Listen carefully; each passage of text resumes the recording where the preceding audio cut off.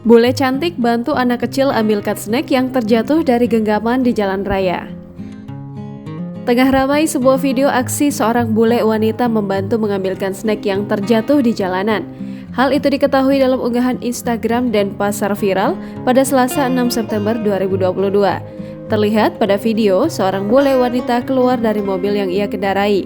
Ia pun langsung beranjak menghampiri pemotor yang dikendarai oleh seorang ibu dan kedua anaknya.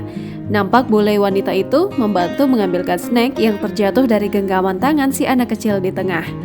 Setelah itu, ia pun segera kembali masuk ke dalam mobilnya. Kakaknya yang berpakaian sekolah nampak memberitahu ibunya atas kejadian yang baru dialami. Mendengar hal itu, si ibu pun melirik ke arah mobil dan sempat melambaikan tangannya. Diketahui kondisi jalan itu sedang ramai namun dalam kondisi sedang berhenti. Belum diketahui waktu dan lokasi pada video rekaman ini. Unggahan pertama kali dibagikan oleh akun Instagram @lupluka pada Kamis 1 September 2022. Video yang berdurasi 25 detik itu pun kini ramai ditanggapi oleh warganet. Warganet banyak yang memuji kebaikan dari bule wanita ini.